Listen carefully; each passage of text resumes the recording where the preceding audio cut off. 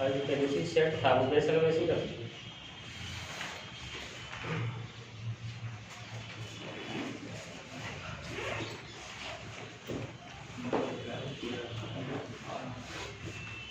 तो पहले एक क्वेश्चन पूछ रहे हैं, यदि ये बताओ कि जैसे अर्थ की सरफेस से हम बहुत ज़्यादा ऊंचाई पर जा रहे हैं और उस समय हम जी के चेंज के लिए कौन सा फार्मूला अप्लाई करेंगे?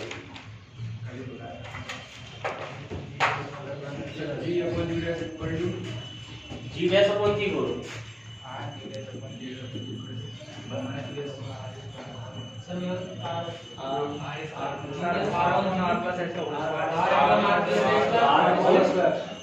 आर प्लस एच का होल स्क्वायर, ये वाला फार्मूला यूज करें बहुत ज़्यादा ऊंचाई के स्मॉल के लिए बता नहीं, स्मॉल के लिए नहीं बता, लार्ज ऊंचाई के लिए बता।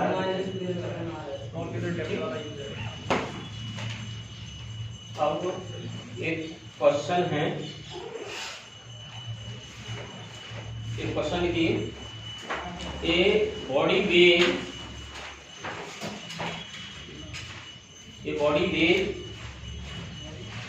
WEIS वेट मींस मेजरमेंट किया जाता है। A body weight 63 Newton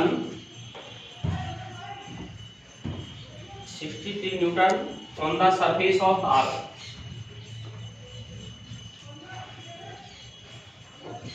On the surface of Earth, 63 Newton on the surface of Earth. What is the gravitational force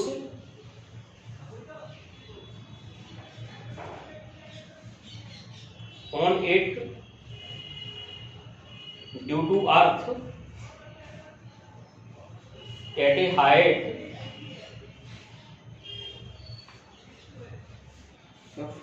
height equal to half of the radius of Earth।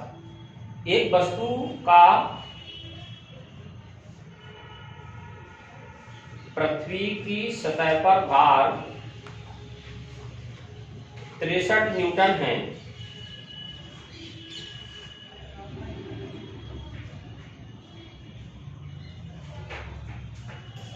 इस पर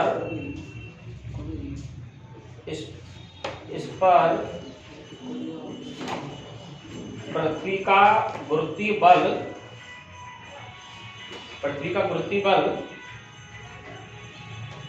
पृथ्वी से त्रिज्या की आधी ऊंचाई पर कितना होगा? पृथ्वी से त्रिज्या की आधी ऊंचाई पर कितना होगा?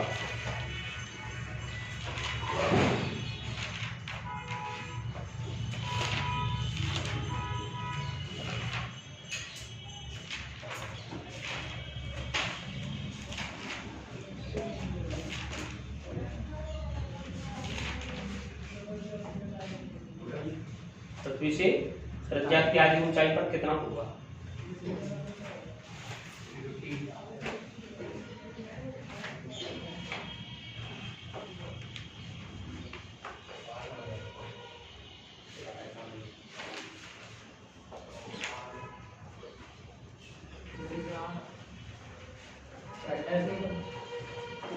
न्यूटन 28 सही आंसर है।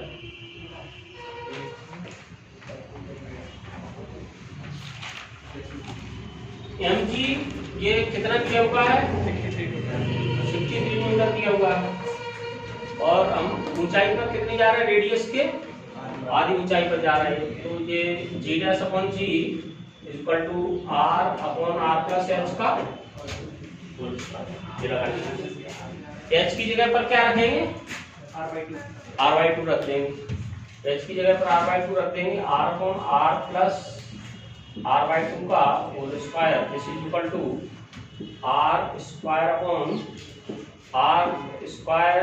इसमें से कॉमन ले लेंगे तो 1 प्लस 1/2 r स्क्वायर से r स्क्वायर कैंसिल हो गया।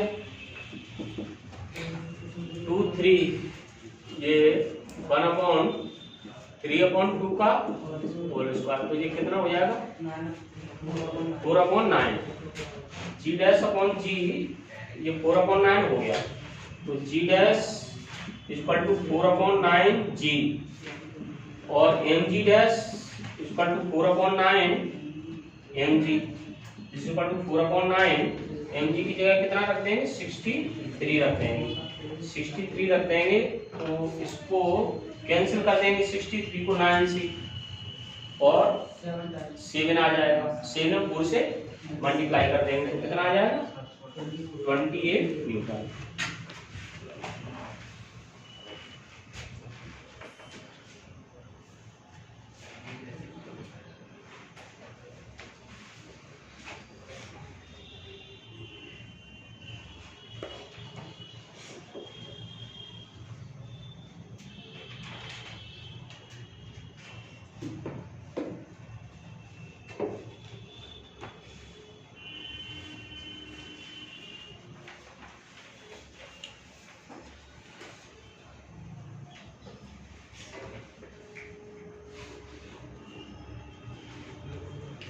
अगला क्वेश्चन है, सुनो, ये नोट कर लिया। ये कोई अंतरिक्ष यात्री है, एस्ट्रोनॉट है, वो अंतरिक्ष को देख रहा है, तो उसको अंतरिक्ष का कलर कैसा दिखाई देगा? ब्लैक दिखाई देगा। बिल्कुल सही आंसर है, ब्लैक दिखाई देगा। ब्लैक क्यों दिखाई देगा? Black in the absence of atmosphere, यानी लाइट का उसमें स्कैटरिंग नहीं होगा। लाइट का स्कैटरिंग नहीं होगा तो इस कारण से ब्लैक कलर का दिखाई देगा। यानी जैसे ही हम अपने एटमॉस्फेयर से ऊपर चले जाएंगे तो वैसे ही ये ब्लैक कलर का दिखाई देगा। नेक्स्ट क्वेश्चन है, देखो ये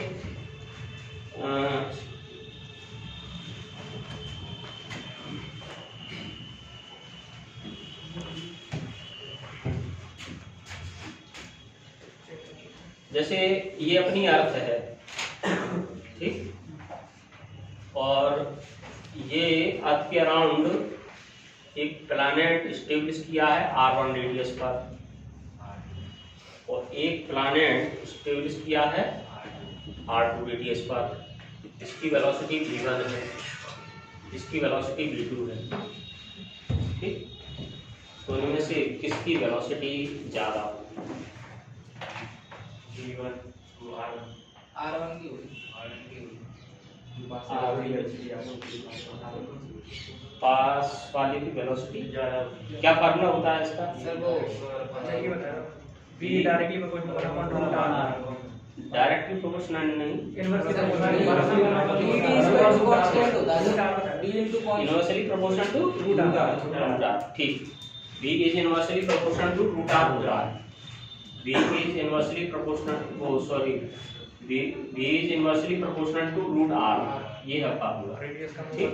तो इसमें इसकी रेडियस कम है, इस वाले प्लैनेट की रेडियस कम है, तो इसकी वेलोसिटी कैसी होगी? ज्यादा होगी। यानी इस केस में v1 बड़ा होगा v1 v2 से बड़ा होगा, ठीक। समझ में आ गया? तो इसका कंसेप्ट कैसे होगा? टू planets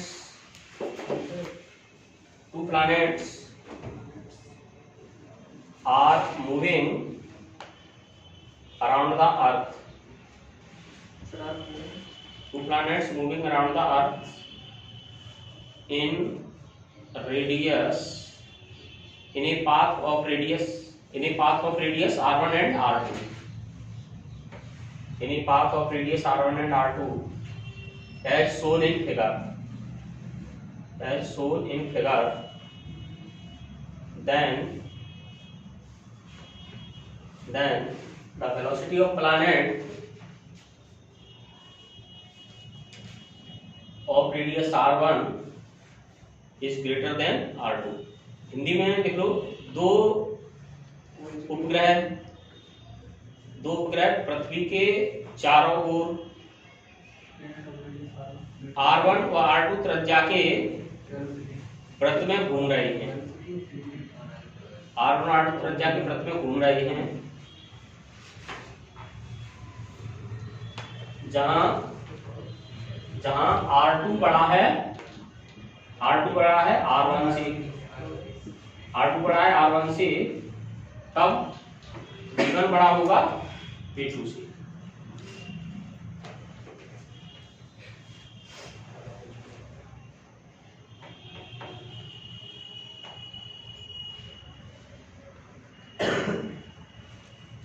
V1 बड़ा है V2 से, ठीक। तो करिए अब तुम जैसे ये जानना चाहो कि ये फार्मूला आया कहां से, V inversely proportional to root R, ये फार्मूला आया कहां से, तो इसके लिए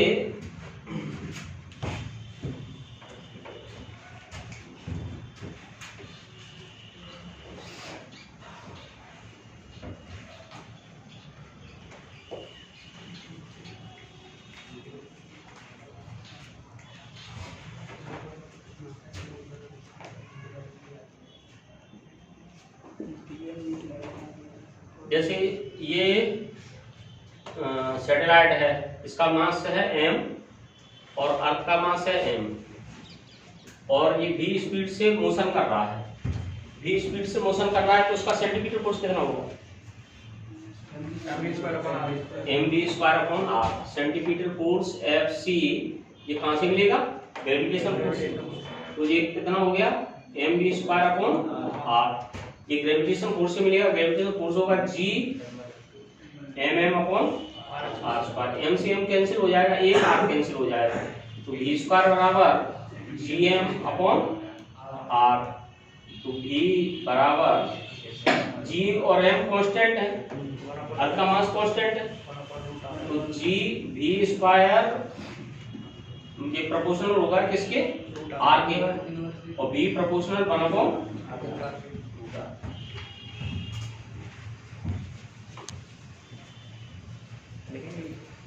ठीक। समझ में आ गया।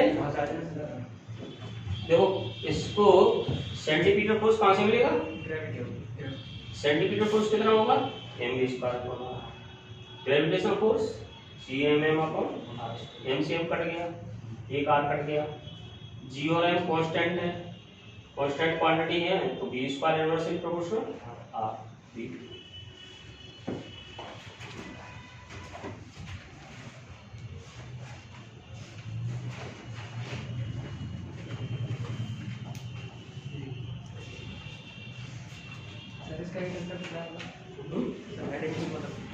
हेडिंग ये है ऑर्बिटल स्पीड ऑफ सैटेलाइट।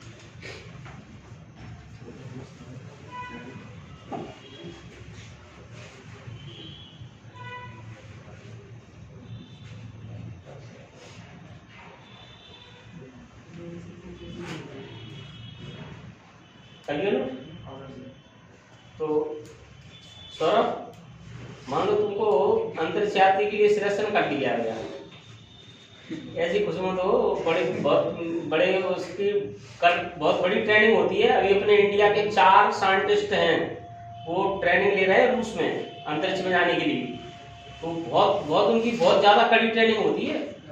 हाँ ठीक है, तो अब जैसे तुम अंतरिक्ष यान में तुम पहुंच गए, ठीक है, ट्रेनिंग में लेकर के पहुंच गए। अब अंतरिक्ष यान से तुमने एक बैग गिरा दिया, अब बैग का क्या होगा,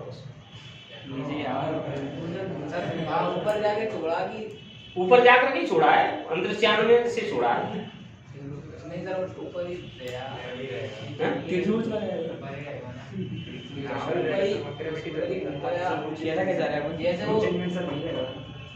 उसी जगह पर जहाँ पर छोड़ा उसी जगह पर बना रहे।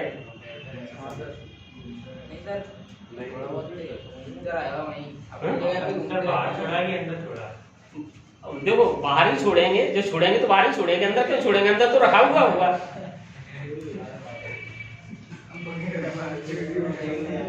बाहर छोड़ा है। बोलो सर वो भी रोटेट करता रहेगा सर, वो भाई घूमता रहेगा। देखो ये आंसर इसका सही है। वो उसको उसकी स्पीड कितनी होगी अप्रोक्स, जैसे हम सैटेलाइट अर्थ के पास में स्टेब्लिश करते हैं, अर्थ के पास में सैटेलाइट स्टेब्लिश करते हैं तो उसकी स्पीड होती है अप्रोक्स 8 किलोमीटर पर सेकंड। ये तो पास वाले के लिए। जैसे जैसे दूरी बढ़ती जाएगी वैसे वैसे वेलोसिटी भी कम होती जाएगी। ठीक, तो हम इसको फेंक देंगे बैग को, तो बैग भी उसी सर्कुलर पाथ में मोशन करेगा क्योंकि उसको रिक्वायर्ड वेलोसिटी मिल गई। अब वो किसके कारण, उसमें कोई इंजन तो लगा नहीं है, उसमें इंजन यानी उसमें डीजल और पेट्रोल तो डाल नहीं रहे हैं उसमें अंतरिक्षयान में, वो तो ग्रेविटेशन फोर्स से मोशन कर रहा है, वो भी बैग भी ग्रेविटेशन फोर्स से मोशन कर रहा है। ठीक है सर, किसी में बच्चा नहीं रहता है सर। हाँ बोल। तक करता रहेगा क्योंकि सैटेलाइट तो सर बहुत मतलब हो जाती है। सैटेलाइट का एक पर्टिकुलर टाइम होता है, ये उसके बाद में ये काम करना बंद कर देते हैं। इनकी एज होती है, इनकी भी एक्सपायरी डेट होती है, दवाइयों की एक्सपायरी डेट होती है, आदमी की भी एक्सपायरी डेट होती है, सब चीज की एक्सपायरी डेट होती है, सन की भी एक्सपायरी डेट है। तो अलग अलग सैटेलाइट के लिए अलग अलग रहता है, किसी को कोई 5 वर्ष के लिए, कोई 8 वर्ष तक के लिए भी होता है, अलग अलग के लिए, सबके लिए अलग अलग टाइम है। और अपना चीज दे देता है सर, जैसे पता नहीं जो सैटेलाइट है उसका एक्सपायरी डेट हो गई, तो सर उसका मतलब फिर क्या मोशन नहीं करती रहेगी। जब वो क्या है, अंतरिक्ष में जो कचरा कलेक्ट हो जाता है फिर वो हटाने का भी प्रयास किया जाता है, उसको कचरे को हटाने के लिए भी प्रयास किया जाता है, उसके लिए भी वो अभियान, नहीं तो फिर एक दूसरे से कोलाड करने लगेंगे वो। उसके लिए भी मतलब सभी देश हैं, सभी कंट्री उसका प्रयास मिलकर के प्रयास करते हैं और जो एक्सपायर हो गए उनको हटा देते हैं। अब देखिए एक क्वेश्चन है, ये है एक उपग्रह भी चाल से आर त्रिज्या की वृत्तीय कक्षा में पृथ्वी के चारों ओर गति कर रहा है।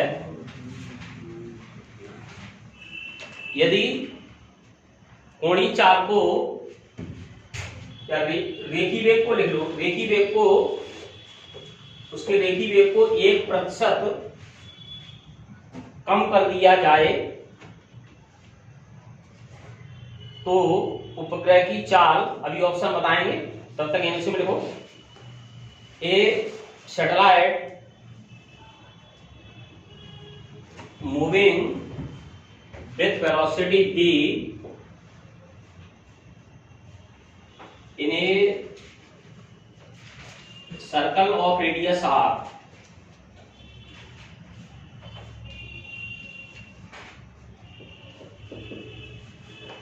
in a circle of radius r,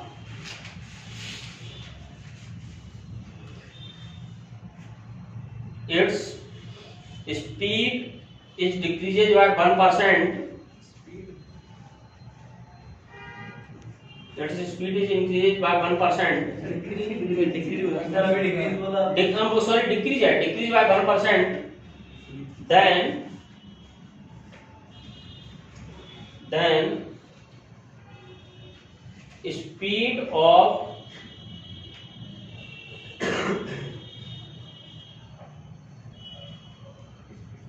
radius को सर कम किया है, वो रेडियस को 1% कम किया है। इट्स रेडियस डिक्रीजेज बाय 1% है लेना। Its radius decreases by 1%, radius decreases by 1%। Rohit उसमें त्रिज्या को लिख लेना, त्रिज्या को 1% कम किया गया है। रेखी वेग की जगह, हाँ रेखी वेग की जगह त्रिज्या को 1% कम किया गया है। Radius decreases by 1%, then speed of satellite then speed of satellite, ये ऑप्शन दिए हुए हैं।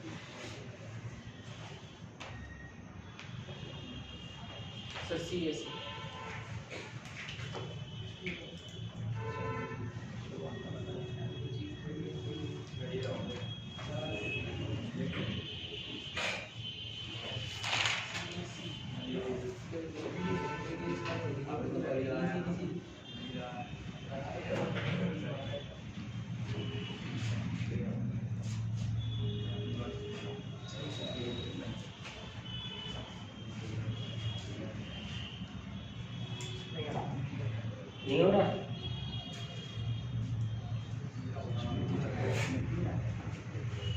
देखो इसमें भी इनवर्सली प्रोपोर्शनल 1/2 है, तो delta B upon B equal to 1/2 delta R upon R हो जाएगा। 1/2 इसको 1% कम किया गया है, और परसेंटेज में निकालने के लिए delta B upon B percentage में निकालोगे तो इसमें 100 से मल्टीप्लाई कर दोगे, तो 100 से 100 कैंसिल, और 0.5%। अब इसमें डिक्रीज किया गया है, तो ये क्या होगा, इंक्रीज होगा, 0.5%।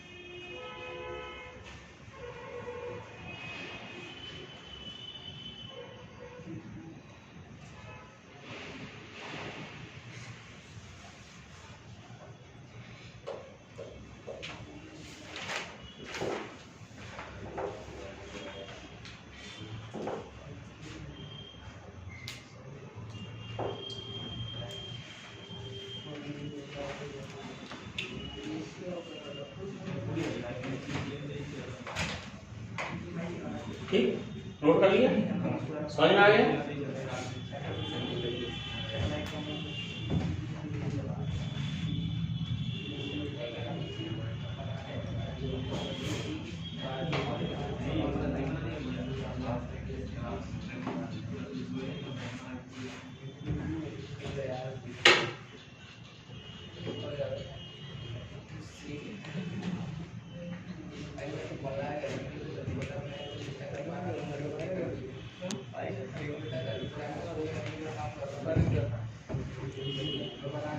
सौरभ बताओ, लैम्डा लैटिट्यूड है, लैम्डा लैटिट्यूड पर जी लैम्डा की वैल्यू कितनी होगी?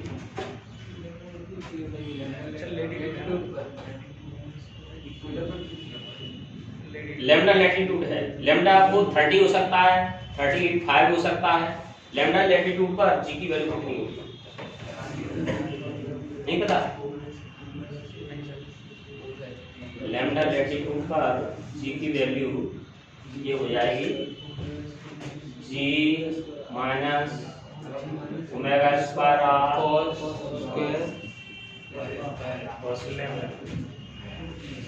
और उन्होंने बताया था कि नहीं? बताया था। तो याद करने के लिए बताया है। सी करने तो वो कोई निकलवा तो आज ही किया था कल किया।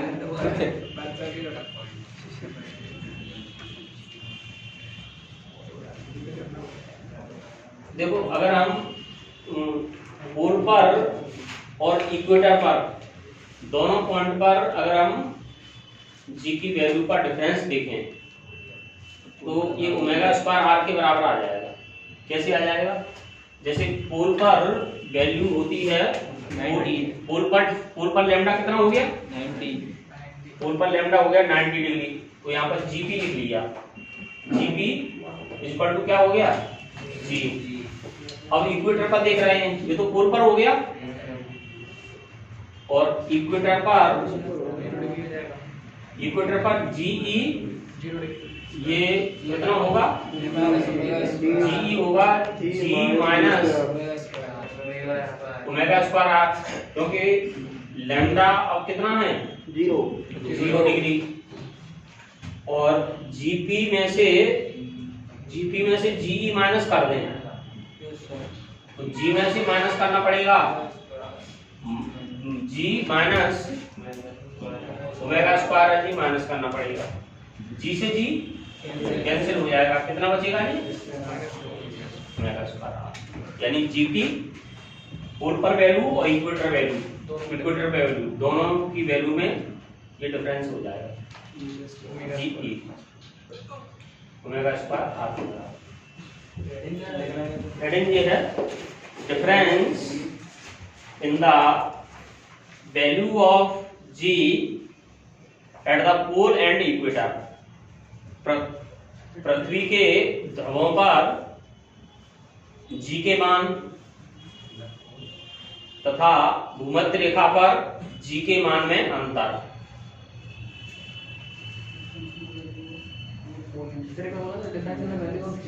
जी at pole and the equator.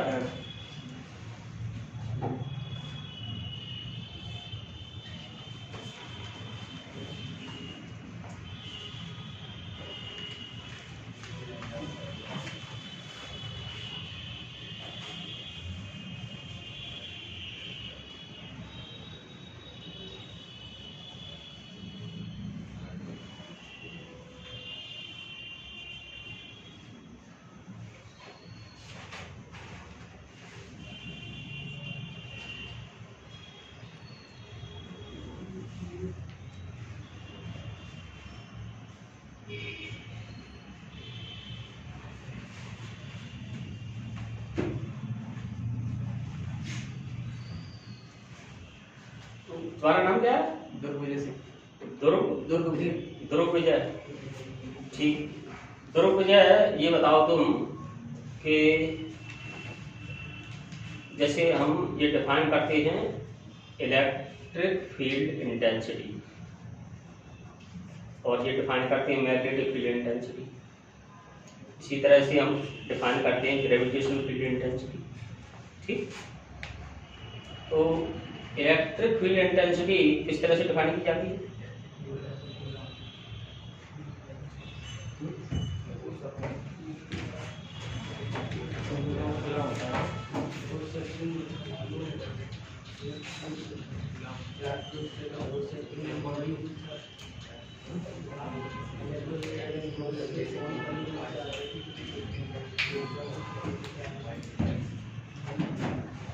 Electric field intensity कौन बताएगा सर? हाँ, इसका formula sir F upon Q होता है। F अपॉन Q, ये सही है, F अपॉन Q फॉर्मूला होता है। चलो कुछ तो बताया। हाँ ठीक है, इन the electric field, very good. The force acting on unit charge in the electric field that is called the electric field intensity. इसको यूनिट पॉजिटिव चार्ज से डिफाइन करते हैं और मैग्नेटिक फील्ड को डिफाइन करते हैं यूनिट नॉर्थ पोल से। Magnetic field में यूनिट नॉर्थ पोल रख देंगे और यूनिट नॉर्थ पोल जितना फोर्स एक्सपीरियंस करेगा that force is called the magnetic field intensity. और यहाँ पर तुमको एक बात और बता दें कि ये जयदीप ने भी बताया था कि फॉर्मूला पता है E equal to F upon Q, newton per coulomb. तो ये इसकी यूनिट न्यूटन पर कूलम ये एक बार पूछी जा चुकी है। इलेक्ट्रिक फील्ड इंटेंसिटी का ये इलेक्ट्रिक फील्ड इंटेंसिटी की एसआई यूनिट क्या होती है, ये क्वेश्चन आ चुका है एग्जाम में, ठीक। और मैग्नेटिक फील्ड को डिफाइन करते हैं किससे, यूनिट नॉर्थ पोल से। यूनिट नॉर्थ पोल को हम मैग्नेटिक फील्ड में रखेंगे और उस पर जितना फोर्स लगेगा उसको हम क्या कहेंगे, मैग्नेटिक फील्ड इंटेंसिटी। और इसकी एसआई यूनिट क्या होती है, टेस्ला, ठीक। अब इसी तरह से सेम वे में हम ग्रेविटेशनल फील्ड इंटेंसिटी डिफाइन करेंगे। ग्रेविटेशनल फील्ड में हम यूनिट मास रखेंगे, वहां पर यूनिट चार्ज रखा था, वहां पर यूनिट बोल रखा था, यहाँ पर यूनिट मास रखेंगे। तो जैसे सपोज कीजिए कि हमारे पास में जैसे अर्थ ले रहे हैं या और कोई बॉडी ले रहे हैं, जैसे अर्थ ले लिया, अर्थ का मास है m और इससे r डिस्टेंस पर, इसके सेंटर से r डिस्टेंस पर एक कॉन्टैक्ट p, यहाँ पर मास रखा है m। अब इस m मास पर फोर्स, इस m मास पर फोर्स कितना लगेगा, m मास पर फोर्स रहेगा g mm upon r square. ये तो m मास पर लगने वाला फोर्स हो गया, और यूनिट मास पर फोर्स कितना लगेगा, F upon m, gm upon r square. और यूनिट मास पर जितना फोर्स लगेगा उसे कहेंगे हम gravitational field intensity, E equal to F upon m, this equal to gm upon r square. अगर हम सपोज कीजिए कि हम इस पॉइंट को हम अर्थ की सरफेस पर ले आए, अर्थ की सरफेस पर ले आए, तो डिस्टेंस किसके बराबर हो जाएगी, रेडियस के बराबर हो जाएगी। रेडियस के बराबर हो जाएगी तो उस केस में ये इंटेंसिटी किसके बराबर होगी, इंटेंसिटी बराबर हो जाएगी gm अपॉन r स्क्वायर के बराबर। और g और g में क्या रिलेशन होता है, g equal to gm upon r square. तो यार इन दोनों को कंपेयर करिए तो E किसके बराबर हो गया, g के बराबर हो गया। तो एक्सेलरेशन ड्यू टू ग्रेविटी है वो किसके बराबर, अगर हम अर्थ की सरफेस पे ले रहे हैं तो किसी बॉडी में जितना एक्सेलरेशन प्रोड्यूस होता है वो किसके बराबर होता है, इंटेंसिटी ऑफ ग्रेविटेशनल फील्ड के बराबर होता है, ठीक। तो इंटेंसिटी ऑफ ग्रेविटेशनल फील्ड की डेफिनेशन क्या है, the force acting on unit mass in the gravitational field is called the intensity of gravitational field at that point. इसकी यूनिट क्या हो जाएगी, F upon m, newton metre, newton per metre, newton per KG इसकी unit, ठीक। यानी इसकी unit भी किसके बराबर होगी, एक्सेलरेशन के बराबर हो जाएगी इसकी यूनिट। वो एक्सेलरेशन ड्यू टू ग्रेविटी के बराबर है तो इसकी यूनिट मीटर पर सेकंड स्क्वायर भी लिख सकते हो, ठीक। मीटर पर सेकंड स्क्वायर भी इसकी यूनिट ले सकते हो। तो हेडिंग क्या डालोगे, intensity of gravitational field, intensity of gravitational field, गुरुत्वीय क्षेत्र की तीव्रता, इंग्लिश वो हिंदी में है गुरुत्वीय क्षेत्र की तीव्रता। Intensity of gravitational field, the force acting on unit mass placed in the gravitational field is called the intensity of gravitational field at that point, is called the intensity of gravitational field at that point. Let we have a body of mass m, माना हमारे पास m द्रव्यमान की वस्तु है। Let we have a body of mass m, माना हमारे पास m द्रव्यमान की वस्तु है। हेडिंग नहीं बोली, गुरुत्वीय ये बोली थी तो गुरुत्वीय क्षेत्र की तीव्रता, गुरुत्वीय क्षेत्र की तीव्रता, गुरुत्वीय क्षेत्र में एकांक द्रव्यमान पर, गुरुत्वीय क्षेत्र में एकांक द्रव्यमान पर लगने वाले बल को गुरुत्वीय क्षेत्र की तीव्रता कहते हैं। गुरुत्वीय क्षेत्र की तीव्रता कहते हैं। और let we have a body of mass m, let we have a body of mass m and a body of mass small m is kept at a distance r। माना m द्रव्यमान की वस्तु से, कैपिटल m द्रव्यमान की वस्तु से, m द्रव्यमान की वस्तु r दूरी पर रखी है, m द्रव्यमान की वस्तु r दूरी पर रखी है, तब इनके बीच लगने वाला बल, ये लिख लेंगे, तब इनके बीच लगने वाला बल ये लिख लेंगे, और F अपॉन m बराबर भी लिख लेंगे। सर एक बार याद होगा ना, we have a body of mass m and a body of mass m placed at a distance। Figure से लिख लिया करो, फिगर बना है, इसी से लिख लिया करो। वो तो अर्थ का मास है ना, तो वो कैपिटल वाला है। हाँ, अर्थ का है या किसी बॉडी का है, कोई बॉडी है, वो अर्थ की जगह पर हम किसी बॉडी को ले रहे हैं और वो टेस्ट मास है, हो गया वो, उसके लिए वो टेस्ट मास हो जाएगा।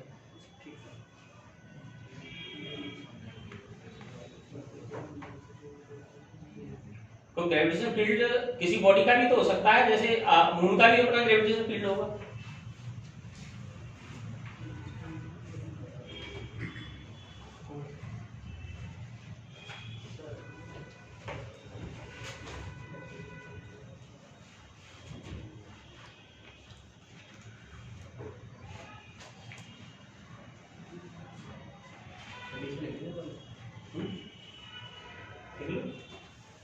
इसके वो लिखा लेंगे, वो लिखवा देंगे कि एक्सेलरेशन ड्यू टू ग्रेविटी है वो किसके बराबर होता है, ये इंटेंसिटी ऑफ ग्रेविटेशन फील्ड के बराबर होता है। एक्सेलरेशन ड्यू टू ग्रेविटी ये किसके बराबर हो जाएगा, इंटेंसिटी ऑफ ग्रेविटेशन फील्ड के बराबर हो जाएगा। अरे जल्दी लिख दिया करो, फास्ट, इसमें समझ में नहीं आया तो बता दिया करो। नहीं सर, ये इसी में लिखना है, मुझे बुझने वाला साइड बना दिया था, इसी में लिखना है, हिंदी में लिख लो। माना m द्रव्यमान की वस्तु से r दूरी पर स्मॉल m द्रव्यमान की वस्तु स्थित है, तब इस पर लगने वाला बल ये हो गया, एकांक द्रव्यमान पर लगने वाला बल ये हो गया, और एकांक द्रव्यमान पर लगने वाला बल किसके बराबर होगा, गुरुत्वीय क्षेत्र की तीव्रता के बराबर होगा। गुरुत्वीय क्षेत्र की तीव्रता, इंटेंसिटी ऑफ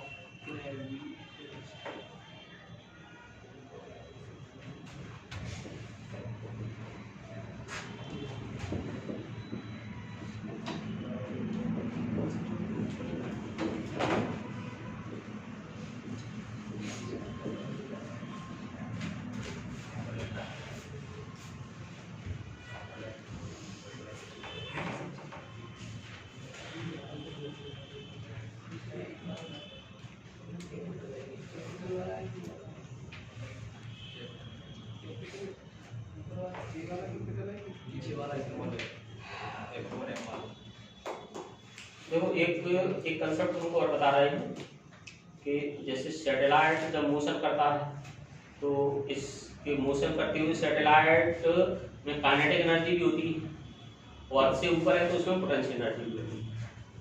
तो इसकी जैसे अपने उसमें पढ़ते हैं इलेक्ट्रिसिटी में कि इलेक्ट्रॉन जब उसमें मोशन करता है, सर्कुलर ऑर्बिट में उस मोशन करता है, तो इलेक्ट्रॉन की काइनेटिक एनर्जी है ये पोटेंशियल एनर्जी से कितनी होती है, आधी होती है। ठीक, इसी तरह से सैटेलाइट मोशन कर रहा है अर्थ के अराउंड, तो इसकी काइनेटिक एनर्जी है वो पोटेंशियल एनर्जी से हाफ होती है। ठीक, सेम दोनों पॉइंट सेम है। तो काइनेटिक एनर्जी है सैटेलाइट की, जो काइनेटिक एनर्जी होती है, काइनेटिक एनर्जी का फॉर्मूला ये है, ये देखिए कंसेप्ट देखिए, काइनेटिक एनर्जी ऑफ सैटेलाइट, उपग्रह की गतिज ऊर्जा, उपग्रह की गतिज ऊर्जा G m/2r kinetic energy of satellite के ई हो गया ये उपग्रह की गतिज ऊर्जा, उपग्रह की गतिज ऊर्जा and potential energy of satellite minus G/m/r। इनका हम रेशियो निकालें के ई मॉड ऑफ पीई, तो ये रेशियो निकलेगा कितना, ये रेशियो और तो क्वांटिटी कट कैंसिल हो जाएंगी, कितना रेशियो आएगा 1/2। ये मॉड इसलिए लिखा है क्योंकि ये नेगेटिव में है। और अगर हम टोटल एनर्जी लिखना चाहते हैं, टोटल कुल ऊर्जा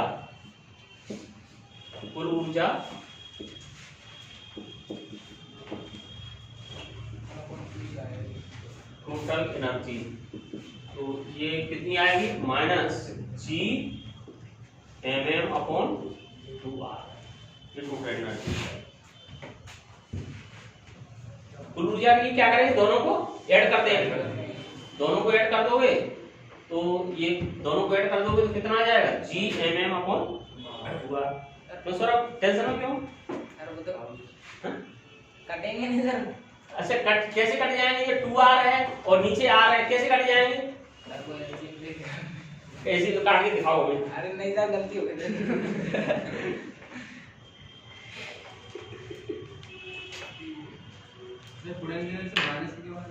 हाँ, ये पोटेंशियल एनर्जी माइनस है, इसका मीनिंग क्या है, जैसे इलेक्ट्रॉन के लिए भी पोटेंशियल एनर्जी माइनस, जो टोटल एनर्जी है वो माइनस में होती है, तो इस बात का मीनिंग क्या होता है, दोनों के लिए एक ही कंसेप्ट है।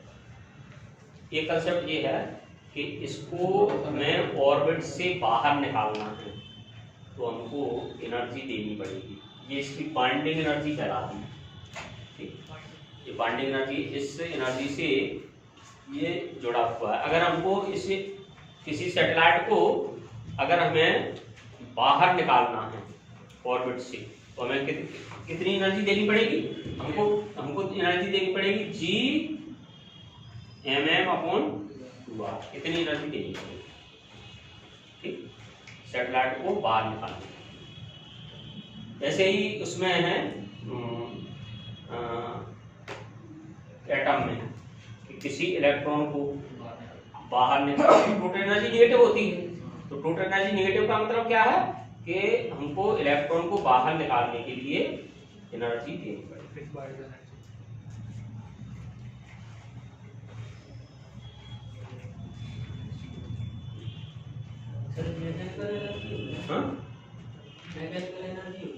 ये टोटल एनर्जी मैकेनिकल एनर्जी होती है।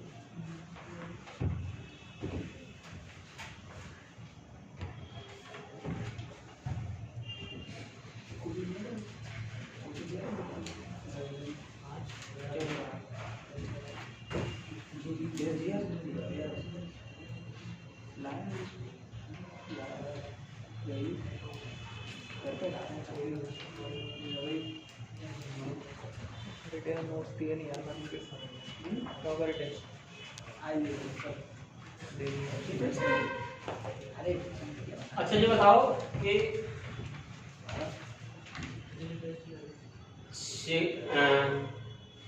सेकेंडी लोलक, इसको कहते हैं सेकेंडी पेंडुलम। सेकेंडी पेंडुलम का टाइम पीरियड कितना होता है?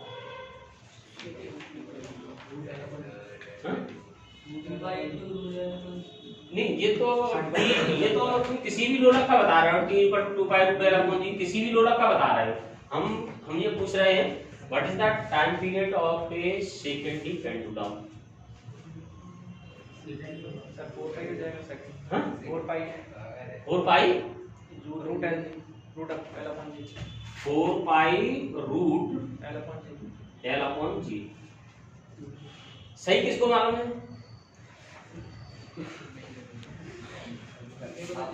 सेकेंडी पेंडुलम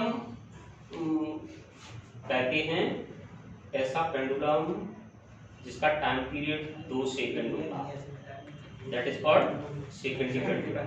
सेकेंडी पेंडुलम की जो इफेक्टिव लेंथ होती है वो अप्रॉक्स 100 सेंटीमीटर होती है, क्योंकि उसकी लेंथ इफेक्टिव लेंथ होती है 99.34 सेंटीमीटर और 99.34 ये किसके अप्रोक्स है 100 के अप्रोक्स है। ये कैसे निकालोगे इसमें t = 2 रख दोगे और सॉल्व कर लोगे l के लिए सॉल्व कर लोगे t = 2 रख करके l के लिए सॉल्व कर लोगे l के लिए सॉल्व करोगे तो l की वैल्यू ये आएगी 99.34 सेंटीमीटर। ठीक तो सेकेंडरी पेंडुलम कहते हैं a simple pendulum whose time period is 2 seconds is called secondary pendulum। इसको पेंडुलम को कहते हैं सेकेंडरी लोलक, हिंदी में लिखो सेकेंडरी लोलक।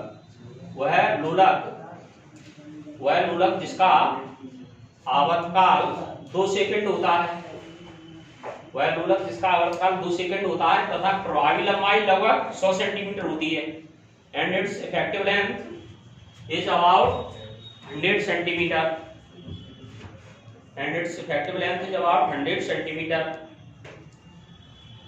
Is called. सर आप शुरू से बोलो। देखो 2 सेकंड तो उसका टाइम पीरियड है, 2 सेकंड टाइम पीरियड है और इफेक्टिव लेंथ 100 सेंटीमीटर है। ठीक है a simple pendulum whose time period is 2 second and effective length is 100 centimetre is called a second pendulum. प्रभावी लंबाई 100 सेंटीमीटर।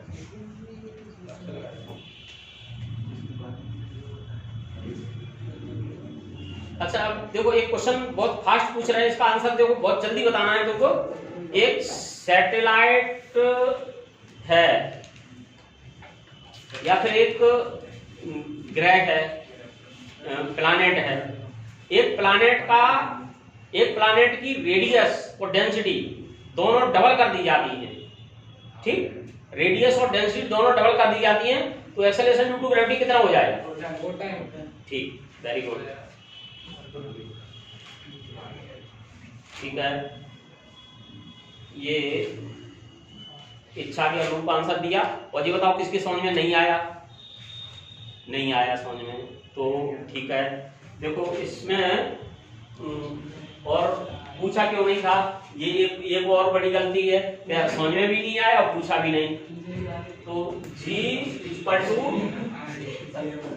Gm/r², मास = वॉल्यूम इनटू डेंसिटी। वॉल्यूम हो गया 4/3πr³ d। तो ये वैल्यू मास की वैल्यू इसमें रख देंगे तो G =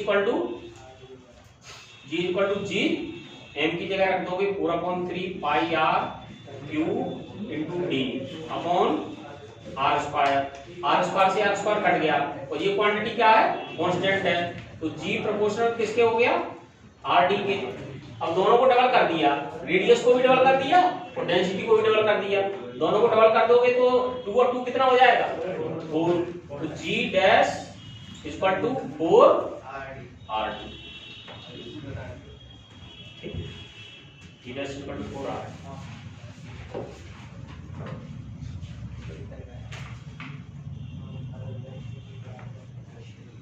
सर ये सेकेंडरी पेंडुलम लिखवाया है इसके बाद भी कोई पेंडुलम होता है सेकेंडरी के बाद?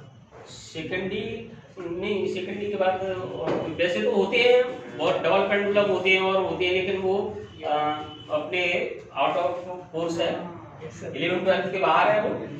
ठीक है तो अपने को तो उतने से मतलब है जितना अपने एग्जाम में आता है। Second year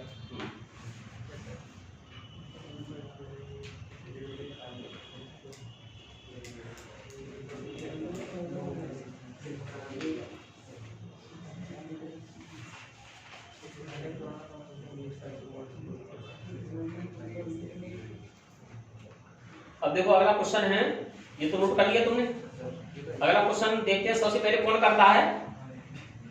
find the value of G, find the value of G at a height equal to radius of the earth. G का मान पृथ्वी की त्रिज्या की ऊंचाई के बराबर जाने पर कितना हो जाएगा? जी का मान पृथ्वी की त्रिज्या की ऊंचाई के बराबर जाने पर कितना हो जाएगा? G/4 सही आंसर है।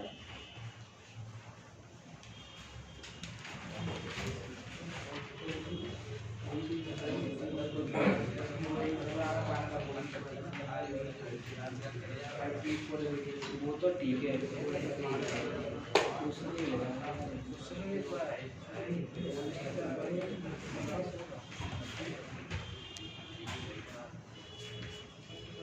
रोहित आ गया? ठीक, G/4 हो जाएगा। ठीक है, सर इसको नहीं आया। नहीं आया? नहीं आया तो देखो ऐसे आ जाएगा G डैश, ये फॉर्मूला सबसे पहले ही बताया था, G dash upon G R upon R plus H का होल स्क्वायर। तो इसमें H बराबर R रख दो, तो G डैश अपॉन G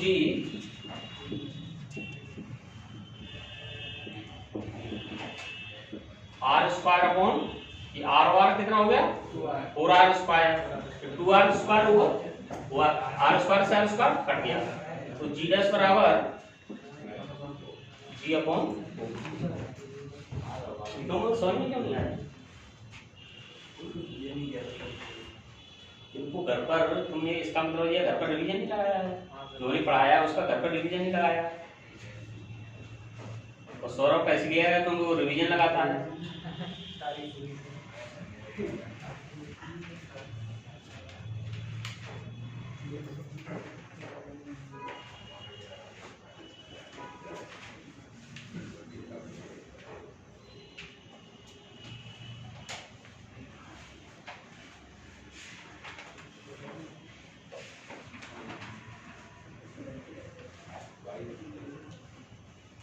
अगला क्वेश्चन है,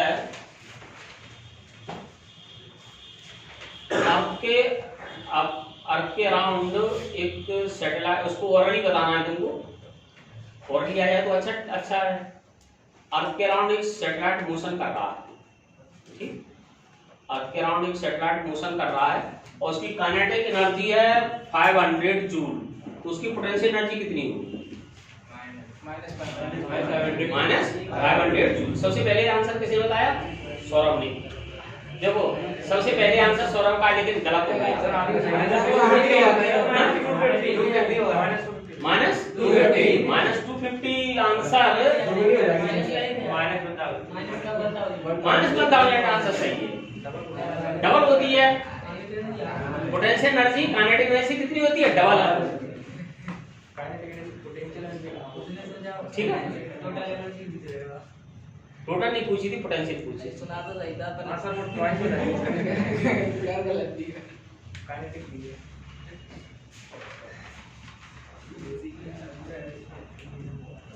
अब देखिए एक टर्म और है, वो है ग्रेविटेशनल पोटेंशियल। ग्रेविटेशनल पोटेंशियल, गुरुत्वीय विभव, गुरुत्वीय विभव, ग्रेविटेशनल पोटेंशियल, गुरुत्वीय विभव, ग्रेविटेशनल पोटेंशियल।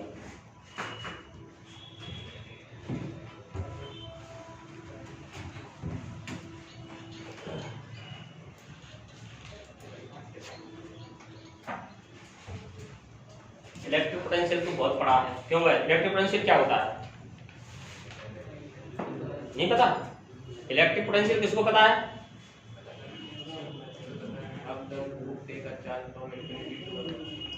ब्रैडन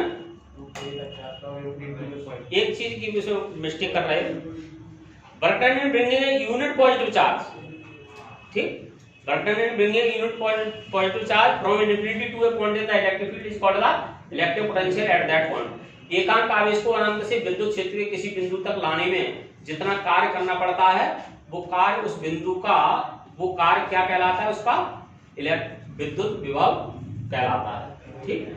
अब ऐसे ही हम ग्रेविटेशनल पोटेंशियल को डिफाइन करते हैं। ग्रेविटेशनल पोटेंशियल को डिफाइन करते हैं कि यूनिट मास को इन्फिनिटी से, यूनिट मास को इन्फिनिटी से ग्रेविटेशन फील्ड के किसी पॉइंट तक लाने में हमें जितना वर्क करना पड़ता है, वो बर्तन क्या कहलाता है, उसका ग्रेविटेशनल पोटेंशियल कहलाता है। जैसे मान लीजिए m मास को हम लाए, m मास को लाने में वर्क करना पड़ा w, तो यूनिट मास को लाने में कितना वर्क करना पड़ेगा w अपॉन m, और ये हो जाएगा उसका gravitational potential w upon m। ठीक, ये w upon m gravitational potential हो जाएगा। अब इसकी यूनिट लिखना चाहें तो यूनिट इसकी क्या लिखेंगे, यूनिट इसकी लिखेंगे w क्या है वर्ग जूल, और मास की क्या है केजी, तो इसकी यूनिट हो जाएगी जूल पर केजी। तो डेफिनेशन क्या होगी, डेफिनेशन लिखिए इसकी, the work done in bringing a unit mass, the work done in bringing a unit mass from infinity to a point in the gravitational field, to a point in the gravitational field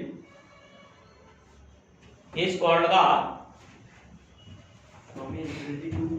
to a point in the gravitational field is called the gravitational potential at that point, gravitational potential at that point। Hindi में लिखो, एकांक द्रव्यमान को अनंत से गुरुत्वीय क्षेत्र के किसी बिंदु तक लाने में जितना कार्य करना पड़ता है, वह कार्य उस बिंदु का गुरुत्वीय विभव कहलाता है। तो ये फॉर्मूला लिख लोगे गुरुत्वीय विभव का, m मास को लाने में work done w, unit mass को लाने में w अपॉन m, v बराबर w अपॉन m यूनिट लिख लोगे, और ये काम बहुत फास्ट करोगे, धीरे धीरे नहीं करना है। समझ में आ गया, नोट कर लिया?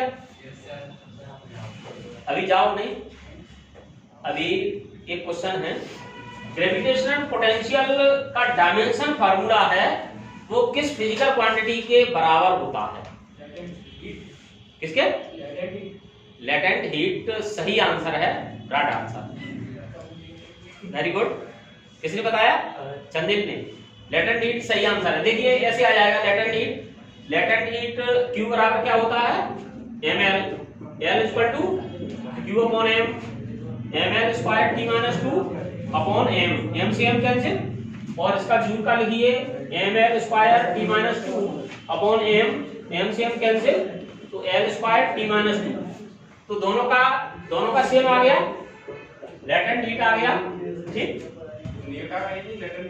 लेटेंट हीट को कहते हैं, इसको कहते हैं गुप्त ऊष्मा। ठीक, बंद कर दो उसको, वीडियो को।